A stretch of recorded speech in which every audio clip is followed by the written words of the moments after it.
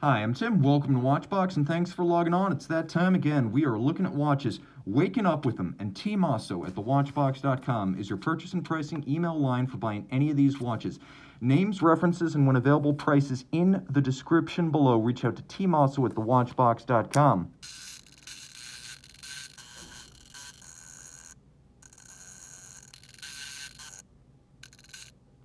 Let's see if I can get this done in under 35 minutes. Big pieces on the show today. All right, starting out with my biggest guns. H. Moser and C, Pioneer Center Seconds, funky blue fume dial, 42.8 millimeters in exquisite red gold. Note the use of contrasting DLC, satin as well as polish. DLC blackened and coined hollows within the lug profile, screw down crown, 120 meters water resistant. This is a timepiece of extraordinary grace. As you can see, the dial is the highlight. Clean, minimally signed, no date, and balanced. You have a ray-hot outboard with luminescent indices. You have individually diamond polished faceted and brilliant red gold indices for the hours inboard of the lume, and then leaf hands at center with the signature Moser funky blue, that distinctive metallic blue that radiates out to almost navy, a blackish color at the edge with a metallic grain. The timepiece with a caliber HMC 200, automatic winding, manufacturer caliber, 3-day power reserve. It has a magic lever bidirectional winding system, and as you can see, they make their own hairsprings, balances, and escapements. Here we have a free sprung balance with a full balance bridge. So not only is this a 120 meter water resistant sports watch, it is also a very shock tolerant watch. Zooming out for a moment, putting this one on the wrist, you can see it's a big piece at 42.8, but because it's not too broad across the wrist, it wears well on my 16 centimeter circumference wrist. The timepiece is easy to wear. It is nicely shaped with tightly curved and rather short cropped lugs. I recommend it for wrist as small as 14 centimeters. This is Moser doing a sports watch as only Moser can. Now, a timepiece that perhaps represents a more elemental Moser. This right here is the Endeavor Center Seconds, and as you can see, we have an exquisite concept dial. Endeavor Center Seconds concept means that you have the titular Endeavor case with its gorgeous hollowed, black polished, and sculpted lugs, its concave bezel, and yes, the concept dial. No names, no signatures, no indices, nothing. As clean as they come. And this watch is, of course, a 100-piece limited edition. The dial has incredible luminous depth to it, as it almost seems to be a hologram with a three-dimensional iridescent impact on the eye. It's really difficult to describe other than it appears to be bottomless when viewed from the top. 40 millimeters, you can see this watch in red gold, is relatively compact. It's much smaller than the Pioneer. The 40 millimeter case is matched by a short distance across the wrist, and the timepiece is very comfortable. You'll also note, unlike the Pioneer, it's also relatively low cropped on the wrist, so being as low cut as it is, it's going to fit underneath a sleeve. This is absolutely a dress watch, but it's not so formal that you couldn't wear it in shorts and a t-shirt. Taking a look at the movement, you can see this is another variant of the HMC 200, and once again, we have that rugged architecture, the 3-day power reserve, and the automatic winding. You'll also note one of my favorite features on the Endeavor case, the little kerf under the crown so you can dig your nail in when you wish to manipulate the crown and set the time. It does feature hacking seconds. Now, jumping to possibly the most interesting piece on the show today. This is the Endeavor Perpetual Moon Concept Aventurine. Stainless steel, 42 millimeters. This is the one you want. A timepiece made in 50 pieces with the deluxe base caliber, the 801. We're going to talk a little bit about this dial because it is hypnotic. Once again, you have that concept dial. No signage, no indices, nothing to encumber the base or the hands. The timepiece, a perpetual moon display. The moon phase designed by Andreas Streller, AHCI luminary, and of course, an important watchmaker in independent horology in his own right. It's accurate to 1,027 years and a third, so set it once and it will be perpetually correct, hence perpetual moon. Now, when you flip it over, you can see there is a lot to love on the case back. There is a power reserve on the reverse side, twin mainspring barrels. It beats away at 18K, and the barrels provide a rated 7 days of power reserve, but to exhaustion they'll run for almost 9. Now you can see there's a lovely double-crested Côte de Genève on this Moser movement. There's also a wonderful swan's neck style pocket watch inspired click and click spring in particular. If you look closely, you can see that there's an overcoil hairspring, and then below that a 14-karat gold escapement of Moser's own manufacture. The idea is to reduce the friction, improve the timekeeping, and extend the power reserve, and it does that. It's free sprung with a full balance bridge, so it's very shock tolerant, and with the overcoil hairspring, it'll keep excellent time in any position on the wrist. Here's the real kicker. The entire thing pulls out. The escapement, the balance, everything pulls out as a unit to be replaced by a pre-serviced unit when it goes back for service in Schaffhausen, considerably shortening the process. Now the watch has a simple and easily adjusted matching steel pin buckle, and this is a wonderful watch because you're getting this aventurine glass dial, which is a blue glass with mineral elements added. It creates the image of the aventurine mineral, and you're getting that without having to pay a precious metal premium. So you're not paying for platinum or white gold. This is steel, which also means it's going to be a lot more rugged in daily use. Will it fit under a cuff? It probably will, as you can see. It's also relatively narrow across the wrist, and you can really see that in this down the barrel shot. The case is beautifully sculpted, as the Endeavor case tends to be, and it has a wonderful expansion of the concave bezel at the 6 and 12 positions, which thins out at the mid case.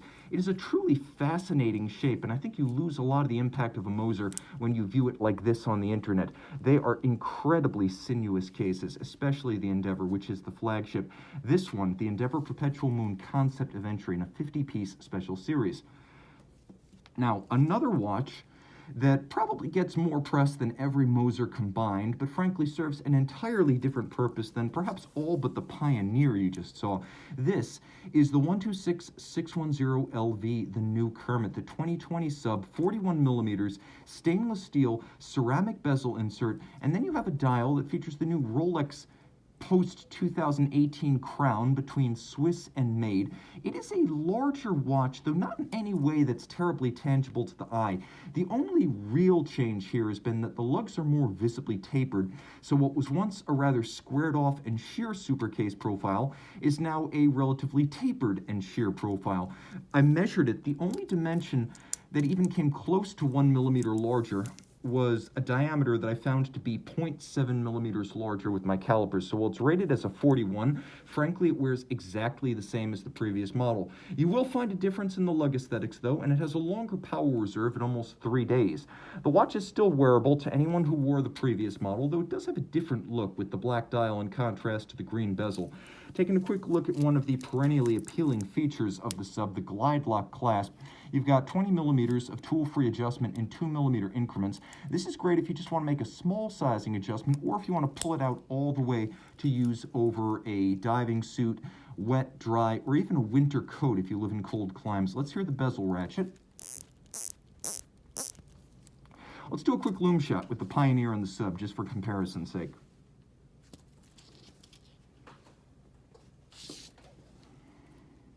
That's the Pioneer right there. That's the Moser.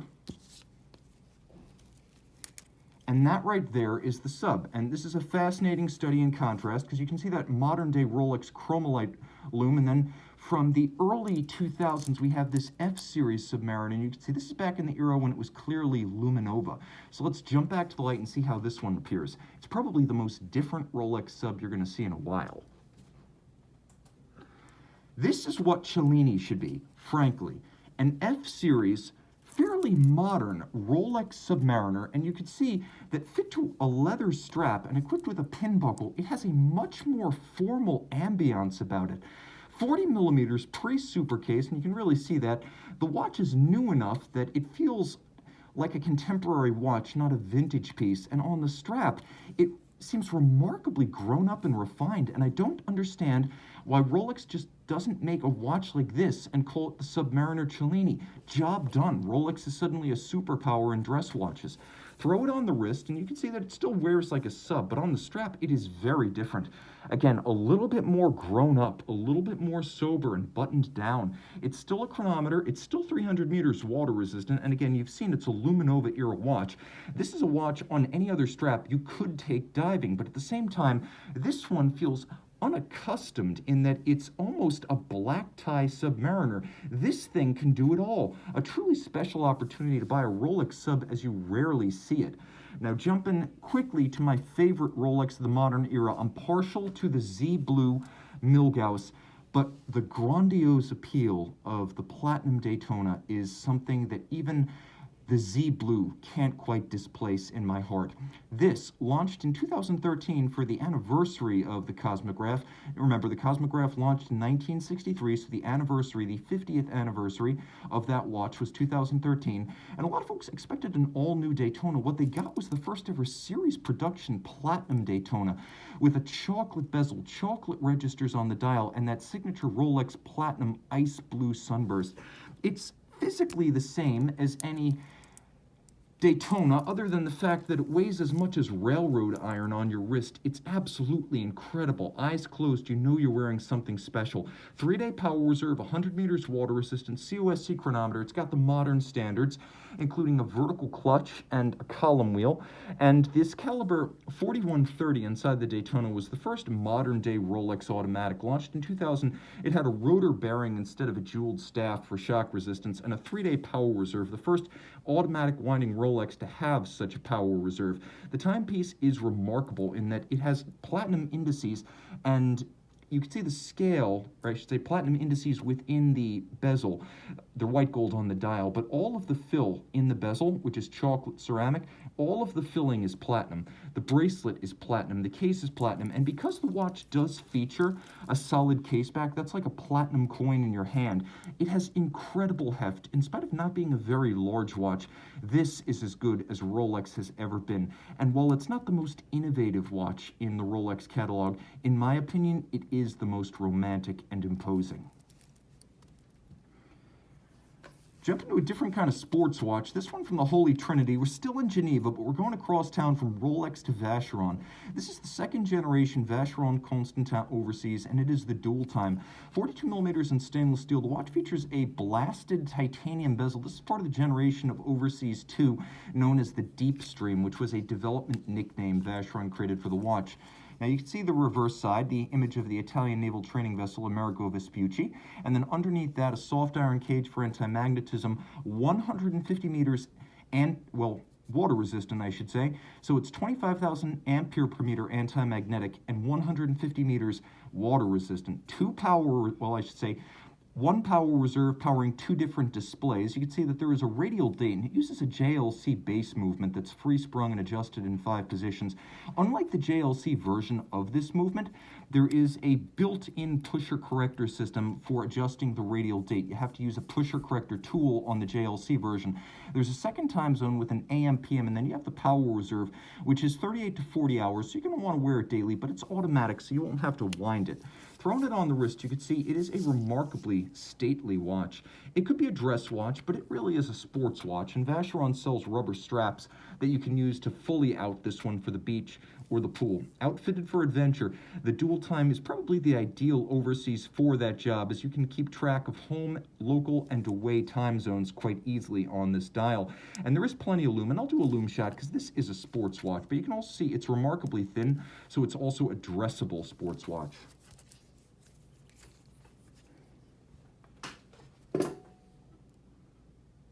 Right there, you can see the Vacheron by night. And we jump right back. Okay, we're moving quickly today, but we've got a lot of ground to cover. We're sticking with Geneva. Today, this is probably the favorite FP Journe of mine in our entire collection, and we have more than anyone in the world.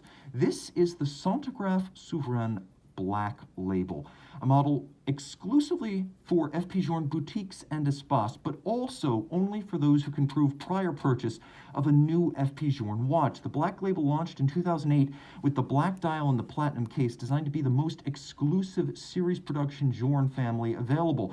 Only 2 examples of any given model can be made per year, so in addition to the other qualifiers, only 2 of these, for example, could be made in any single year of production. 40 millimeters in platinum, the Sonograph's never been available in the once 38 millimeter option case size, so it fills the wrist nicely.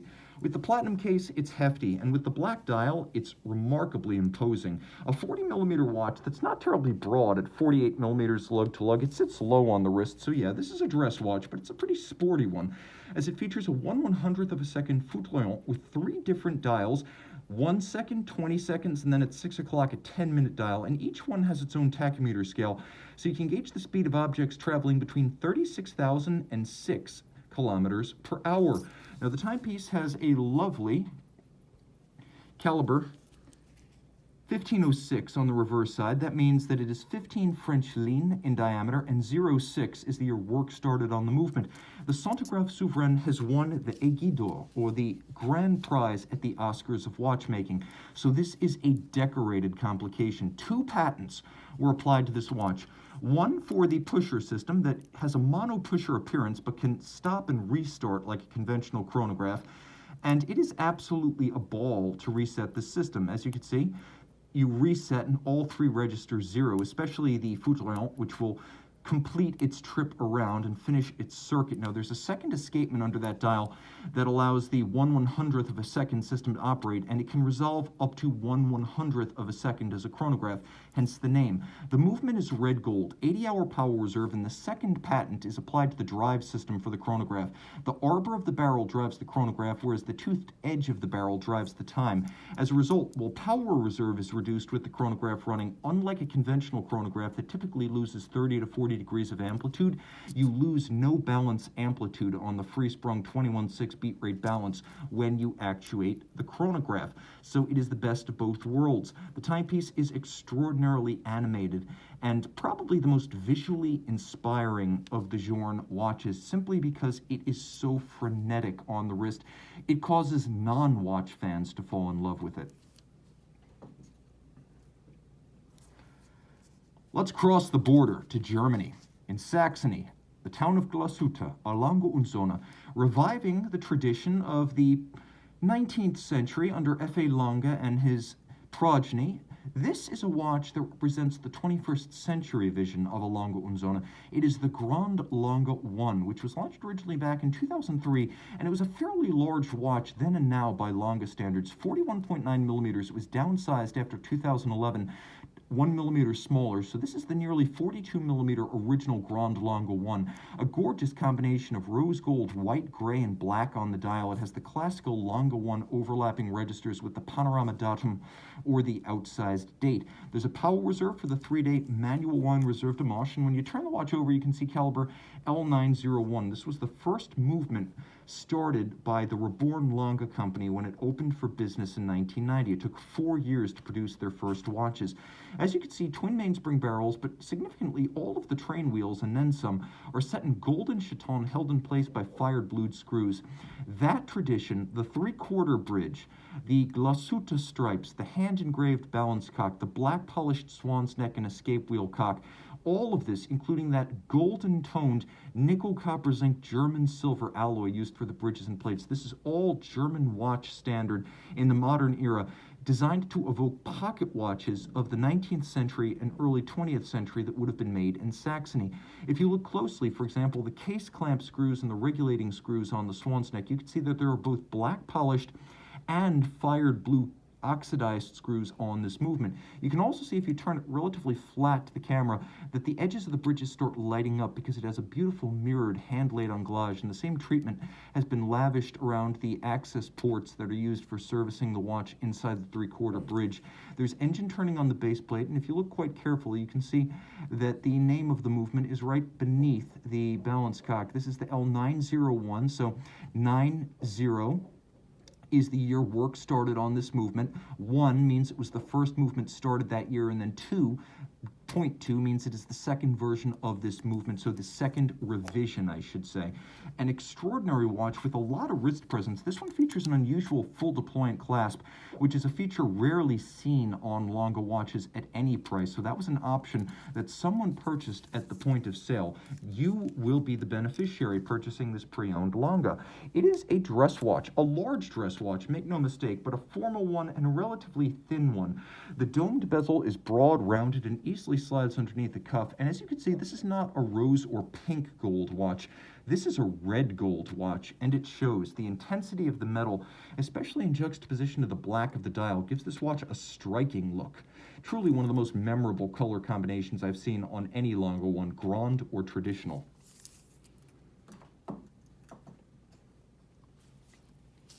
We travel to the Vallée du Jeu and the town of Le Sentier, neighbors to the likes of Blancpain and Audemars Piguet and Breguet. Jaeger-LeCoultre is undoubtedly the Grande Maison, Le Grand Maison, the big house, the watchmaker's watchmaker, and, I should mention, one of the great innovators in 21st century chronograph design. The Amvox 2 is an Aston Martin-inspired watch that pays tribute to the period from the 1920s through the 1990s, when Jaeger instruments would have been featured in Aston Martin cars. So you see, a lot of the design of the dial recapitulates the look of those speedometers, clocks, and tachometers. You can also see that, like an automotive gauge, there's no calibration, or at least no indices or numerals, between 4 o'clock and 8 o'clock, as generally the needle will travel from one side to the other, but never invert. So you have the look of a dashboard clock. You also have the appearance of a gas cap on the crown and bridge of weir style leather. You also have a little bit of Aston Martin signage on the dial. It's almost too subtle to see. I want you to understand it's there, but it's ghosted. It's the Aston Martin wing logo underneath the cannon pinion.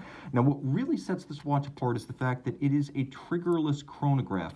Vertical clutch, column wheel, twin barrels, 65-hour power reserve, all manufacturer and automatic. But there's a ball bearing borne system that allows you to press the case, and the case pivots, and that's how you control the chronograph. 12 o'clock is start and stop, and then 6 o'clock is reset.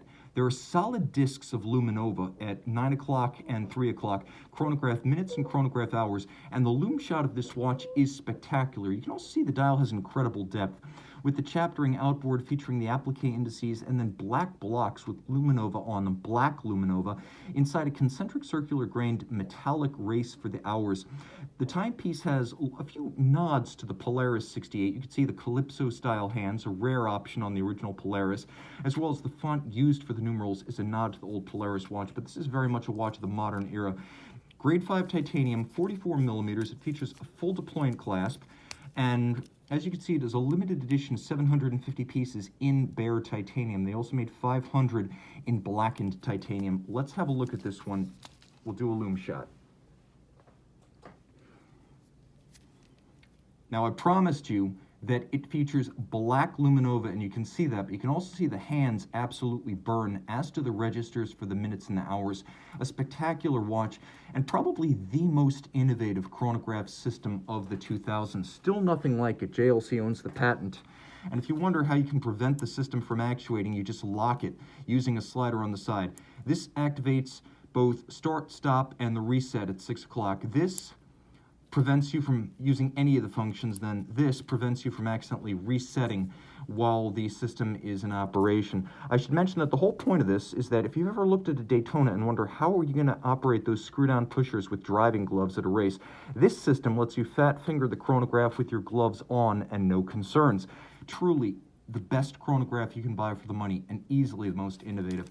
I'll throw it on my wrist. I should mention I owned this watch in the past, and I need to check the serial on this, but this might even be my old watch that I wore to my Watch You Want interview 6 years ago. So on my wrist, you can see, although a 44, it doesn't wear that way. I never got the sense that it was an oversized watch. It's big, it's visible, it's functional in that sense because you can easily gauge the time as well as chronograph time, but it is not overpowering. In titanium, it is very light. You can see one last nod to the Polaris 68, that extraordinary box section sapphire that looks a lot like the plexiglass on the original Polaris diving alarm. That watch, still super cool. Now, taking a look at a 46 millimeter titanium technical tour de force from Schaffhausen. This is the IWC Engineer Perpetual Calendar Digital Date Month, and it is a Kurt Klaus perpetual calendar system that can be set using the crown, and it operates so that you just turn the crown and the system adjusts. You have the leap year indicator, you have the date, you have the month. It's a different take on the Kurt Klaus system than a conventional perpetual calendar with his module. While it's still mechanically programmed and allows you to adjust it sequentially using the crown, you can see that the moon phase isn't present. For example, the year indicator isn't present. It's a little bit more technical in its appearance, and it features the month indication, which is a little bit idiosyncratic, and it was something that IWC brought into play for this model, which is in every way an exception from IWC's norm. At 46 millimeters in titanium, it's an enormous watch. It has incredible wrist presence. It's an unusual combination of a digital date month, sequential perpetual calendar system, and a flyback chronograph. There is a mono counter up at 12 o'clock with the chronograph hours and the chronograph minutes, and then the timepiece is 120 meters water resistant thanks to a screw-down crown. It has rubber coating on the chronograph pushers as well as the crown shoulder. The strap is highly technical, and you can see there's actually a quick release system on the underside, and it's a combination of rubber and alligator leather, very deluxe. Turn it over, and the movement, caliber 89802, is based on the 89,000 series, such as the 89361, 89365. It is adjusted in 5 positions, chronometer style. It features the Peloton bidirectional pawl-based winding system, a free sprung balance. It does have stop seconds, and it pivots on an extraordinary 51 joules. This is an impressive manufacturer movement. 68-hour power reserve, they announced that right up front, so you know it's true. But it's the perpetual calendar system which really sets this apart, as it's an unusual implementation of the Kurt Klaus system. And the timepiece allows you to mechanically, for example, adjust the calendar, and everything moves in sync just using the crown. You can see that there are smoked sapphires over the date as well as the month discs. Now I'll throw it on the wrist so you can see, in spite of its size, it's wearable. The timepiece is huge, but it's comfortable, and that's because the lugs are super short on this case. I would recommend a wrist at least as large as mine to wear this. It's going to get a bit ungainly if your wrist is much smaller, but what a piece. About as complicated as any watch you can buy for the price, and from IWC, you know it's both tough and reliable.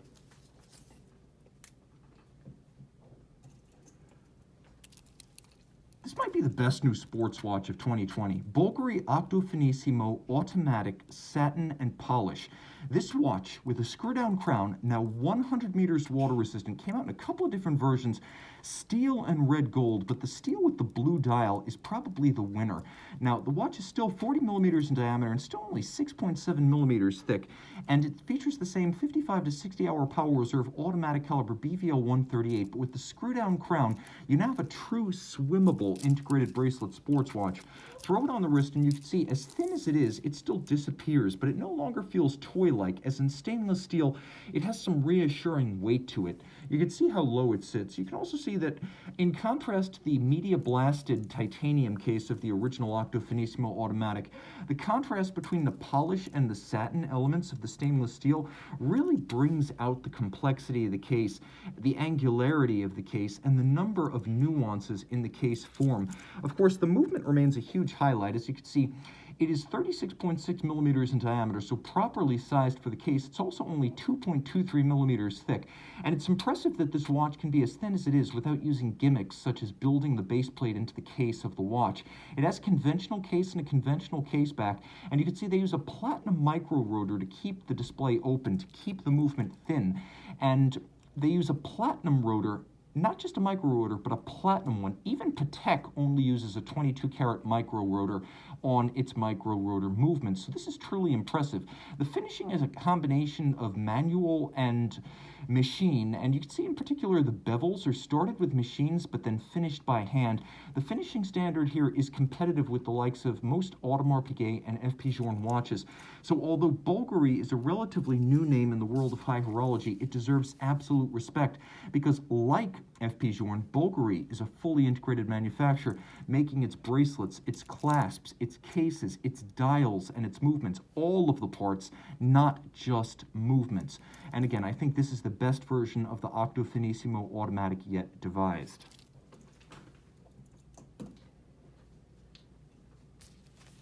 We've had quite a few independent horology opuses on the show in the past, but of those I would be most likely to buy, few rank higher in my echelons of ardor than the Type 3 from Resins.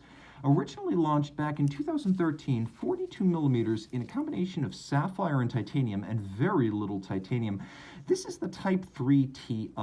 It has a day of the week indicator, it has a runner that displays running seconds, and then it has a regulator dial that includes the hours, the minutes, and the seconds with a little index down at 6 o'clock for the date. So this is everything you need in a watch that wears feather light on the wrist, as both titanium and sapphire are super light. This is one of the oil-filled Resins models, and because the index of refraction of the sapphire and the oil is exactly the same, you can read it from any angle without any distortion.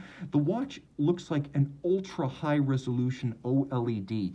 It almost doesn't look like a conventional analog display. There is no crown. You set it, and if you wish, you wind it manually using the case back. And the key thing here is that it's an automatic watch, so once you've set it, you can mostly forget it. A lot of folks have asked me, what about service on these? Well, the base movement is an ETA 28242, and the module, the Resins Orbital Convex System, with over 100 pieces and over 15 jewels, that's like a separate movement. They are coupled by magnets, pretty impressive magnets in the watch, right? But because the upper module is completely bathed in oil, it does not need to be serviced. So service on this watch is an ETA 2824 service and nothing more. That's it. Benoit Mintiens, who is the founder of the company and the designer of the watch, told me he's hardly ever seen a service of the module on one of the oil-filled Type 3 or Type 5 models. That sounds awesome. This watch is fantastic. Featherlight, ergonomically superb, genuinely original, and it's rare that I can say something in the watch space is truly original. Let me show you how the dial actually works. You're looking right now at 6 o'clock, and you know, because you can see these little arcs, that you are in the second half of the arc indicated. That's the day of the week indicator. The little hollow ones represent the weekend. So you're in the second half of the final solid index sweep. So the final solid index sweep means Friday because it moves in a clockwise direction. So we are looking at 6 p.m. on a Friday, the 22nd. That's how you read the dial. It is loomed, but though this model is not loomed brightly, it is an absolute spectacle by day. Throw it on my wrist one more time. This is probably one of my favorite independent brands and my favorite models from that brand. All right, we're building to a heady crescendo. Here's a watch everyone loves. The Audemars Piguet Royal Oak 15300, 39 millimeters. It was the beefier of the two 39s in the catalog at the time, the other being the Jumbo. This model was made from the mid-2000s through 2011, and it was superseded by a couple of different models, one that was smaller and one that was larger. But for a lot of folks, the 39 millimeter automatic is perfect. The watch, of course, being a caliber 3120 inside with a 60-hour power reserve, automatic winding, stop seconds, quick set date, grand tapisserie dial cut on a pantograph, and a bracelet, just a bracelet that takes 11 hours to manually finish, and that's before you add the case and the bezel. As you can see, these models feature screw-down crowns, so unlike, for example, the similarly sized Jumbo, these can actually be taken swimming on the surface. You've got the rotor 22 carats on the reverse side, ceramic rotor bearings. You've got a pretty tough architecture here with a full balance bridge and a Gyromax style free-sprung index and balance. You have the coats of arms of the Audemars and Piguet family to remind you that AP is the oldest Swiss watchmaker continuously owned and run by the founding families. Now the timepiece has a lot of substance to it. Unlike the Jumbo, which can feel a little bit delicate in the hand, this watch is designed for everyday use, and it is a sports watch in the truest sense. So if you want a 39 AP to actually wear as opposed to collect or wear delicately in formal attire, this is the one. This is the all-the-time AP for those of us with smaller wrists. Though with 39, as with all Royal Oaks, it wears a bit large, so consider it more of a 41 or a 42. That said, there are those for whom a little bit more size sometimes comes in handy. Big wrist or a taste for larger watches? That's exactly what the 15400 is all about. As you can see, mechanically, it's the same movement.